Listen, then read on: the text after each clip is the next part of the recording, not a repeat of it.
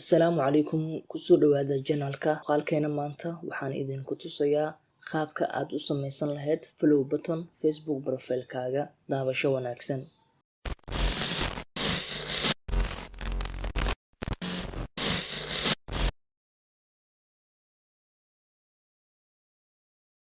Magacaygu waa Maxamed Maxamuud, janaalkani waa Caaqil Tech.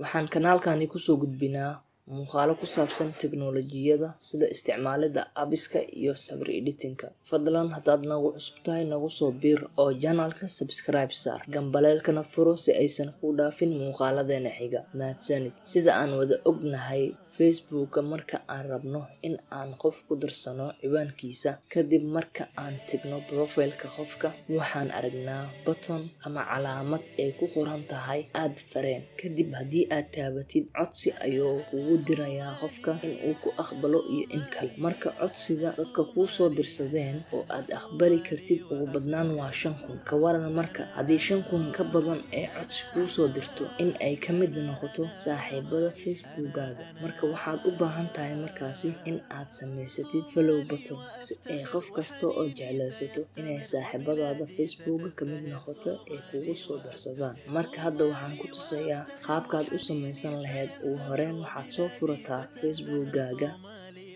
waxaad tagtaa menu-ga. Ugu horreyn waxaan soo fiirinaynaa profile-keena sida uu yahay hadda. Kadib waxaad taabanaysaa profile-kaaga. Markii aad imaadid profile-kaaga, waxaad sii tagtaa profile setting. Kadib waxaad sii taabanaysaa view as haddii aad taabatid, wuxuu ku tusayaa qaabka oo u muuqdo profile-kaaga marka ay dadka kale soo booqdaan. Marka hadda waxaa inoo muuqdo add friend button ama calaamadda add friend-ka. Marka waa meesha aan u baahanahay in aan u bedelno ama aan ka dhigno follow button. Si aan marka follow button aan ugu bedelno, marka waa in aad u laabataa menu-ga ugu horreyn. Kadib hoos u deg, waxaad taabataa settings and privacy. Kadib waxaad taabataa settings. Hoos u sii deg. Kadib waxaad taabanaysaa privacy settings. Hoos ayaad u sii degaysaa.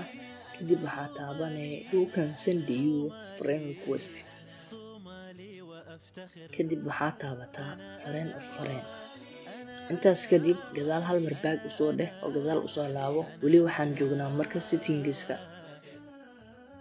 Kadib waxaad sii taabataa public posts. Markuu halkaani ku keeno, waxaad ka dhigtaa dhammaantooda public. Intaasi kadib waxaad u soo laabataa marka profile-kaaga.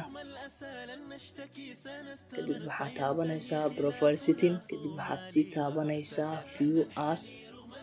Waad aragtaan halkaani markii hore waxay ahayd add friend. Hadda waxaan ka dhignay follow button. Hadda marka cid walba oo jeclaysato in ay friend naga dhigato way naga dhigi kartaa. Haddii aad ka heshay marka muuqaalka, ha ka iloobin in aad like saartid siina faafiyo asxaabtaada kala gaarsiin.